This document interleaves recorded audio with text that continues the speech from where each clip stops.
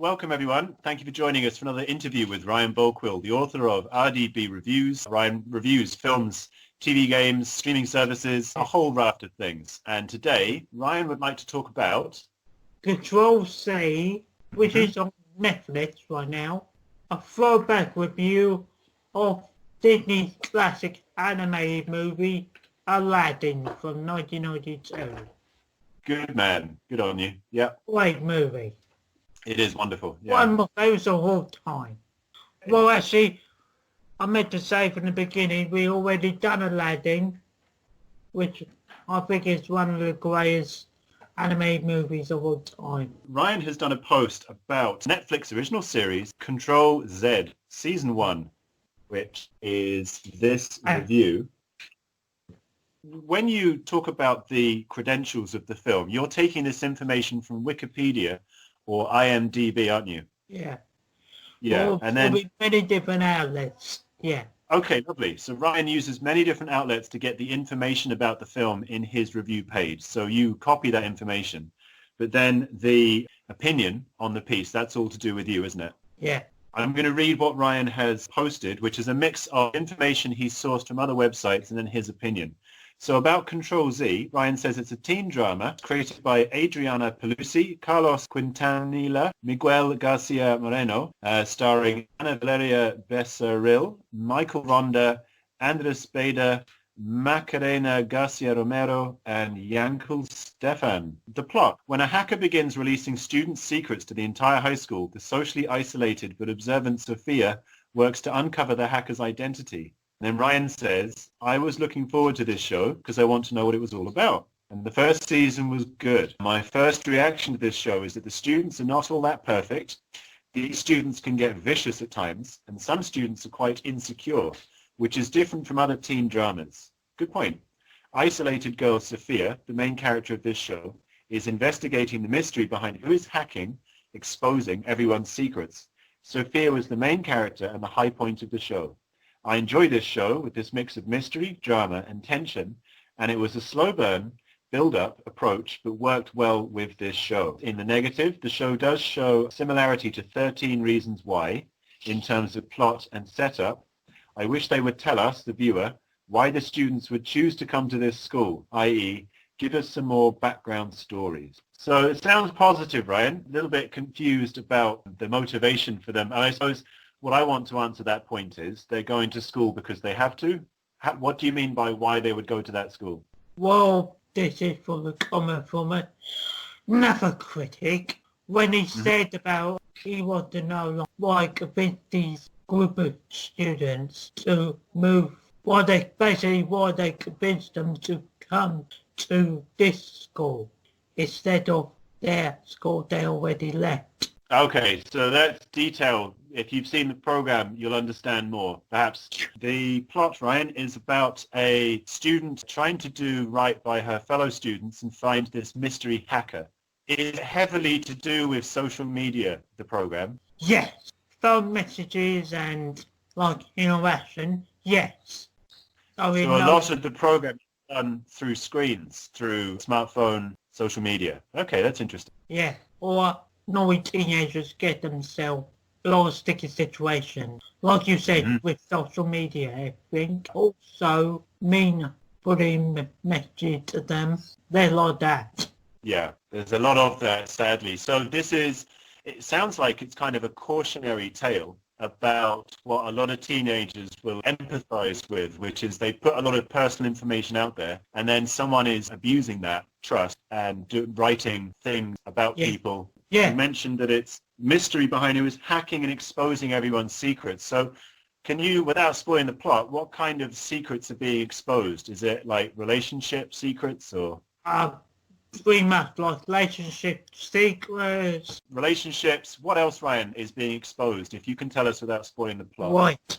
Rude messages they sent, calling other people whores and homewreckers and all that. It's private messages that are being put out into the public realm. Okay. Exactly, yeah. Control Z, Ryan, is that to do with Generation Z? Me like a millennial. Generation X Generation Z, and then millennials. It's all confusing, but that's different generations of people. So Z, I think, is millennials. It's people who are growing up in the 21st century, basically. So it's the title is suggesting like the age group and the subculture that goes with that age group of people. Yeah. Sadly, I'm actually one of them, but I'm at least more professional handling myself. We're out of high school. Luckily, thank God. We're beyond school. We're grown-ups in the real world. God. So much better. Can I ask, Brian, on that sort of topic about being grown-ups, are a lot of the actors actually in their mid to late 20s, but they're playing teenagers? Is that the case? Well, some of them probably like their teens and, yes, probably early 20s. Yeah, it's that thing that Jump Street had fun with, where if you look youthful, you can get away with being a teenager. In Hollywood, they often have actors who are like twice the age they should be playing, and they pretend to be like 15 or 16, and it's never believable. In fact, it's one of those things that sets up teenagers to have these expectations about what they should be doing, because the actors portraying them are a lot older than they are. Yeah, I do agree with what you're saying there. But probably most of the time, Hollywood is like, we don't know what teenagers are like anymore. Hire actors to play students. If you've ever heard of TikTok, that shows you what teenagers are like nowadays. You just have to get into their world, and they're putting it out there all the time. They are the ones that know the internet in and out. So in a sense, it's easy to study and spy on that culture, but making it work in a drama is different. The actors need to really make you believe that they are this insecure. I like that you put in the review, the students are quite insecure, which is different from other teen dramas. That's what made me talk about how the actors are sometimes a lot older than they're portraying, and thus they carry a kind of confidence that a teenager just wouldn't have. Yeah. This is season 1, and you finished watching it now. Yeah. Does it set itself up for a season 2? Yeah. Sure. It does, and with a cliffhanger, probably for season 2. Would you watch a season 2? Well, yeah, just to see what happens. Okay. Which, no spoilers. We were talking about Dead to Me last week, and for me, it's all about what happens to Jen and Judy. You know, I want to know, do they away with it, whatever it is, or do they get caught? If you care about the characters portrayed, then you'll happily keep watching, I think. So, yeah, that's Control Z done, definitely on Netflix. Okay. The next one we're going to talk about, right next to Aladdin, is South Park Season 15. Read the plot summary that Ryan has found for this, which obviously he agrees with. 15th series of Trey Parker and Matt Stone's willfully offensive cartoon series South Park opens with a pointed jab at the fixation with iPads in the episode Human Centipad. Oh, good. They follow that up with Funnybot, which skewers Comedy Central's own awards program, as well as Germans. Other highlights include the merciless takedown of pop music in You're Getting Old, Cartman pretending to have autism in Asperger's, and The Poor Kid, which finds Cartman going ballistic after becoming the poorest kid in town after Kenny moves in with foster parents, with his parents serve a jail sentence. So that's the plot summary that Ryan's found for this series. And then Ryan says he's looking forward to this series to see what got in store this time. The season was average, which I think is great. If it's average South Park, then that's fine. I enjoy a few of the episodes in this season. There have been a lot of character growth and moments with Stan's parents, Cartman and Kenny in the last episode of the season, and the pacing for the opening credits got a lot faster. This season didn't get a lot of laughs out of me, and most of the episodes which I find forgettable. Well, to be honest, I wish I could have the box set around me, but I didn't get organised that much. So it sounds, Ryan, like it's mostly positive. There were some forgettable episodes. It was for South Park to be average. That's not terrible. It's not that, it's just this one just not really wow me up that much this season. Can I ask, Ryan, about the episode with the iPads? Does that still feel relevant, or does it feel very dated? Feel like a long time ago? This season, where we up to right now, is definitely recent, 2011. Well, that's 9 years ago. And if you think about how much has changed in the last 9 years, how much has changed in the last 4 months? But obviously people still use iPads. I just wonder if Some of the jokes in that series would seem a bit old now, given how much people are into iPads, smartphones. Basically, is it still funny? Well, at certain moments in the first episode, yeah, which they try to turn Apple into like this evil empire, which is basically the show trying to portray Apple as this evil organisation. If you sign in to deal with Apple, you get to be iPad interpretation of the human centipede. I cannot With a stand the human single, centipede. with Kyle, single lady, and an Asian guy. I've forgotten what the episode's name was, so I can only imagine how awful that episode comes across. But their point is that you get sucked into this horrible thing, that you don't realize what you're getting into, and then suddenly you're in it, and it's not good. Yeah, and Carmen's reaction when they presenting it all to the public itself. Carmen is like such enjoy. Cartman he's always the arch enemy of the good, Cartman. He always takes the bad side. Obviously, Steve Jobs died in 2011, and there was some controversy about him and Apple at the time, because there's a factory in China where people were committing suicide building iPhone, and Steve Jobs came under a lot of flack for the working conditions of people under. Like, they had nets around this building to catch people that were jumping to their death because their work life was so stressful. And Steve Jobs always tried to portray Apple as this like hippie, happy, trustworthy, liberal company. But really, they worked sweatshops, probably still do. So there's a dark side to Apple, multi-billion-dollar corporation, and they're into some nasty stuff. Oh yeah, indeed. We already know that. It might not connect with viewers nowadays if you don't know what it's satirizing, what it's making fun of. Yeah, and also being cold, get stuck together in the human centipede. Actually, very uncomfortable for Sally. Yeah, I'm not sure if you've seen The Human Centipede, Ryan. I don't recommend you do if you haven't. It's awful. It's a horrible concept. It should never have been made. Yeah. And again, that's what they're making fun of. They're saying this horrible film combined with this company, which everyone thinks is great, but might be a bit dodgy as well. Yeah. Yeah. And the other episode, Funny Bot. Honeybot. Yeah, which is trying to be like a satire on comedy. Trying to say something about comedy. Stand-up comedy or TV comedy? So I think it's involved Timmy. The little disabled kid whose comfort is stand-up comedy. What happened in that episode was about the Russians actually trying to make a robot that can do stand-up, which is immediately got the reputation of being the funniest thing in the world.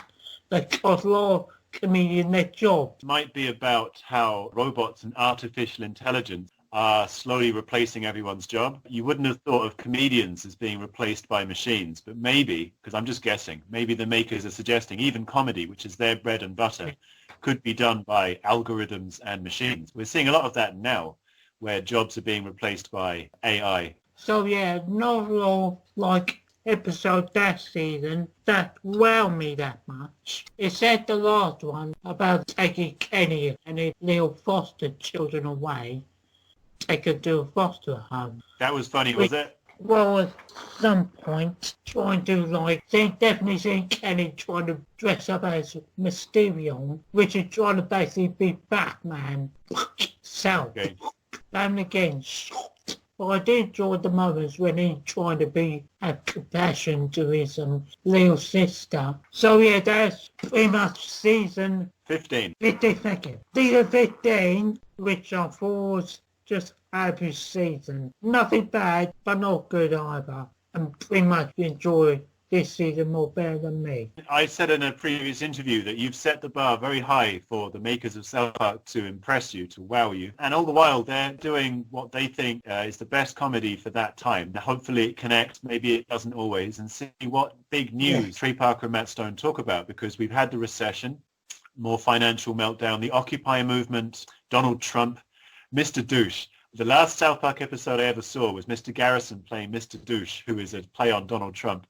And it's like a joke about how he's promised to FC UK everyone in the world. And I'll spoil it too much now. Am I spoiling it? Yes. Okay, sorry. Yeah, basically, there's a thing about Trump, and they use Mr. Garrison to represent Trump, and I think it's brilliant. But Okay. we're nowhere near that. We're in 2011 right now, and we've Yeah. got the tumultuous 2010s to get through in South Park. Which we did on another episode. Do you mean us? Is this episodes? Our episodes? Yes. Yeah, why not? I like that. But right now we can skip forward and go straight into South Park Season 16. All right, double whammy. Okay, Ryan has done South Park Season 16 as well. Let's move along. Yeah, so this is Ryan's most recent post today. Ryan posted this on the 3rd of June. It's the Happy Campers. Yeah, All right, Ryan, shall I read through this as well? go on then. Okay, animated sitcom and comedy South Park Season 16, created by Trey Parker and Matt Stone, developed by Brian Graydon, voiced by Trey Parker and Matt Stone. I just want to say quickly, I'm so amazed at how they do the voices. I've never really thought about how they do the kids' voices, whether they just do it or whether they manipulate their voices at all. Probably they just do it. Or they just got a special set of skills. That they do. They're very funny. But the kids especially, the voice acting is so great. Sorry, moving on. The Season 16, the plot, highlights for the 16th series of Trey Parker and Matt Stone's willfully offensive cartoon include Jupacabra, in which the town's annual Easter egg hunt may be cancelled because of the spreading belief that dangerous creatures lurk just outside of town.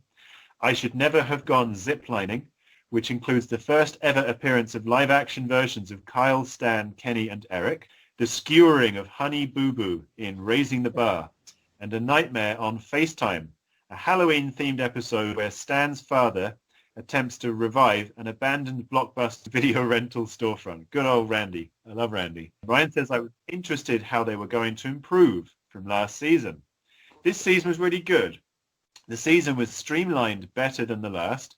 The parents are acting a lot better, which means they are being responsible parents. Boo. Don't want that. Episodes were easier to watch and enjoy. The ongoing native episode was a very well coming-of-age story for Butters, which was worth the watch. And this season had more laughs out of me than last season. The cons. The bullying episode felt like it was trying to say something about bullying, but instead it was a waste of an opportunity. And at times, the season can get too mean-spirited. Yeah, you said that about season 11, that it can be mean-spirited. Again, man, I don't want to defend that. I hate when people say, it's only comedy. Like, you can take offense. But that's almost what they're doing. They're being offensive. They're upsetting someone. I'm not sure if you remember Chef suddenly leaving. Yeah, but I wasn't really, actually, no, I take it back. When I see that, I'm like, no. Yeah, it was sad. He decided he's a Scientologist, and he was more than happy to go along with all the offensive comedy that South Park were doing right up until they touched on Scientology. And then he suddenly quit, and South Park rightfully sent him up. They then did an episode where they kill off Chef. And yeah, so, you know, people have quit the show over how offensive it can be. But they're attacking everyone. The bullying episode felt like it was trying to say something about bullying, but instead it was a waste of an opportunity. I would love for you to elaborate on that, Ryan. What was the opportunity that they missed? Right, okay. The bullying episode.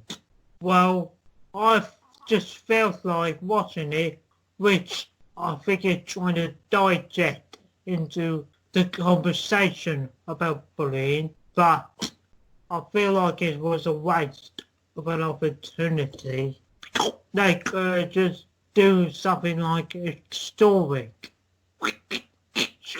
bullying, definitely nowadays, but I feel like it's just a waste. Could you give an example of what they could have done differently? Yeah, with Stan, which I feel like he was coming from a good place, but coming from by doing it in the wrong way. Normally, Kyle and Stan are the moral compass of the show. They're normally the ones that are okay and they're doing the right thing and they're having to tell everyone else what the right thing is. Are you saying that Stan kind of missed the target? He didn't quite get it right as far as what's the right thing? Well, no. Well, yeah, like you said, yeah, you're right. Okay. Yeah, and like you said as well, Stan and Carl like the more compass of the show. Cartman is like the evil arsehole of the He's the antagonist. He's yeah, antagonizing. Cartman wants yeah, to make he's things the work. arsehole, Yeah. and Cartman is well not Cartman. Kenny is like the shy and immature one. He's the comic relief. I feel bad for Kenny Yeah, because he going, gets killed. And he doesn't, I mean, on a South Park point, Ryan, I'm not sure how easy this is to sum up. Kenny is speaking, and he's often swearing his head off. And there's like a thing in the first couple of series, at least, where you can like translate what Kenny's saying. And he has a lot to say about women, and he has some very right. strong opinions. And the reason that they muffle what he's saying is because it's very offensive.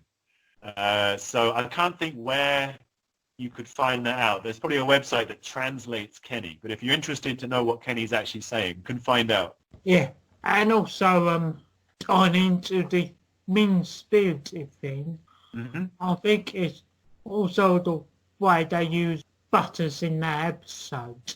It's actually like the way they had trapped it in a huge box, so it's just like two mean-spirited each. The reason I'm laughing, Ryan, is because Butters is a very sweet character. He's very Oh sweet. yeah, He means well. very But sarcastic, yeah. that's kind of the point of the program, though, isn't it? The nice people, the good people, they Mhm. get, nasty things happen to them. I was going to say Yeah, something else and there. also they just 8-year-old kid trying to like had to deal having adventures of these crazy things going on in their town. What I Yeah, love about South Park is it's always the adults' fault. The adults always mess things up. And then, as you say, it takes these 8-year-olds to fix yeah, it. It's a bit like Stranger Things, we were saying. To me, South Park is like a cartoon Stranger Things. pretty much. Definitely not like later seasons. Had to deal with giant Barbara Streisand, or Mega had to deal with terrorists, aliens. They all come to South Park, yeah. Yes. Ryan, I have you seen the forget what the episode? story. Have you seen the episode yet where they go to the Wild West themed park and then the bank robber terrorists turn up and they take everyone hostage, but the actors who are playing the Oh, cowboy yeah, I stay think in me. And the terrorists looks like the people how with the first Die Hard film. that kind of thing. Yeah, but they have to stay in character, and it's brilliant because it's like I'm from 1864, and the terrorists are like, "Where's the alarm?" And they're like, "I don't rightly know what an alarm is," and it's that one's You fantastic. know what? You could have come up with a better accent than me. Yeah, maybe we shouldn't do too many accents because it can be offensive. I just think Why not? No, that was great. like Weird. comedy, Southern American drawl. Here, that's always good for laughs. Make fun of. But no, seriously, that episode is great because it has the fun of like serious terrorism, but then how seriously people take their jobs. And the point is, they'll get the sack, they'll get fired if they break character, but they're also having guns pointed at their forehead, and it's like, what do I do? So with Paris Hilton. All her poodles die because they're so depressed to be owned by Paris Hilton. That's wonderful. Yeah, I know probably Paris Hilton. That would be Paris Hilton in real life. Oh no. But now I can imagine like walking around in like limousine every day. Around this luxury, it's pretty much a boring life for your animal. Doesn't Butters become her dog? I Oh think God. he needs to escape. He needs to get away because she's so. Yeah. God. So just crazy. I think it's really fun to talk about South Park after you've watched it. Crazy but genius. So yeah, I thought this season was much better than the last one we did talked about seconds ago. And also I think it will continue that trend leading up to season 17, which I'm going to talk about another day. I find it really interesting to, And as I say, because it talks about big events that were happening. I love the episode because my knowledge of South Park goes back when Barack Obama was elected. They did the Ocean's 11 parody where Obama and Michelle Obama and Sarah Palin I was and going to say Bill John Clinton. they're all actually doing like a bank heist, and the whole election is just a cover so that they can rob a bank. It's so clever.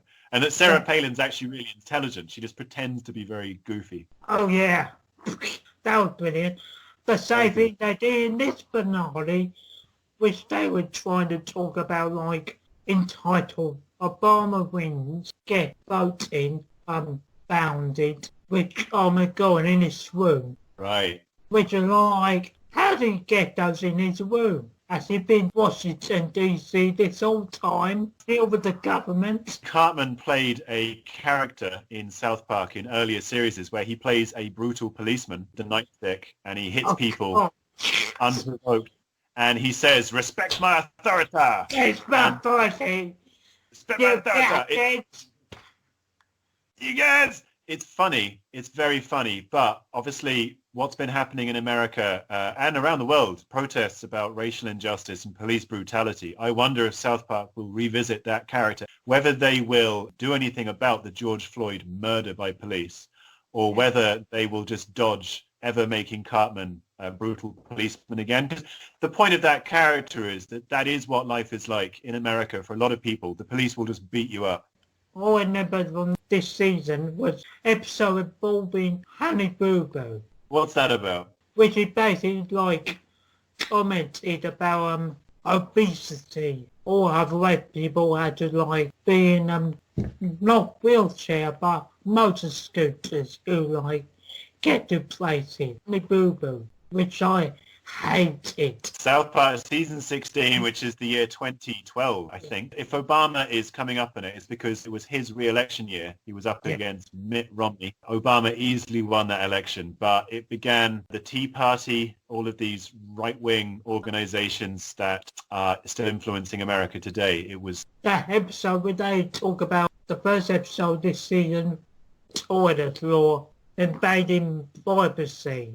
Toilets are like, you know what, I'm just talking too much. That's okay. It's very hard to explain an episode of South Park sometimes. So, yeah. We can talk about Aladdin. Ryan has done a throwback review amongst all the South Park, which is Disney's Aladdin, the original, the one from 1992, which is my childhood. Robin Williams' best role, in my opinion. Ryan says... Me too. Good man. The genre is action and adventure, animation, comedy, kids and family, musical and performing arts. All of that in one. It's directed by Ron Clements and John Musker. The screenplay is the same gentleman and Ted Elliott Terry Rossio, based on Aladdin and the Magic Lamp from 1001 Nights. Aladdin, a common thief, falls in love with Princess Jasmine, but cannot marry her as he is not a prince. Jafar, a royal vizier, with a hidden agenda, enlists Aladdin's help to retrieve a magical lamp. Ryan says, "I watched this movie so many times that it makes me smile. I love this movie. The animation style in this film still does hold up to this day. They got great comedian, great animators, and great storytellers for this film. Jafar was a perfect villain for this film, lovable theme songs, and Robin Williams was gold as the genie. On the negative, the pacing at times can be slow, and the final confrontation between Aladdin and Jafar was not all that impressive." Agreed. When the genie's not in it, that's when it starts to go downhill, and he gets a bit sidelined because it has to be about the good guy versus the bad guy. Yeah, Robin Williams is the genie. They filmed Robin Williams doing the voice acting because he was so animated, and they actually did the animation based on Robin Williams. So it's not like they did all the cartoon and then Robin Williams filled in the voice. He acted the whole thing because he was so into the role. It comes across. He's great. I adore this film. Not just mentioned, I met Princess Jasmine. You what, sorry? I met Princess Jasmine. I thought you said I married Princess Jasmine. Okay, No, cool. I'm not married, no. In Orlando, in America. Yeah. And I'll go a big smoochy one on my cheek. I'm sure just for you, Ryan. She singled you out. Yeah. Go. You need a genie now. You need to go back to Orlando as the prince with the elephant and the whole parade and win her back. Win her over. What? Get boys for enjoying Will Smith. Cat. Yeah, get Will Smith on the phone. Tell him to set you up with Princess Jasmine. That's how it's done. Oh no, he's too busy going on. We talking about another bad boy. Yeah, if you want to do a Bad Boys throwback at some point, Ryan, I'd love to talk the original Bad Boys with you. Thank you very much, Ryan, for your time and your interest in South Park this week. My colleague Jane will be doing an interview with Ryan next week whilst I had a bit of holiday. And then I'll pick up with Ryan again in a week's time from today. Okay. All right, man. Thank you very much. Bye. See ya. Yeah.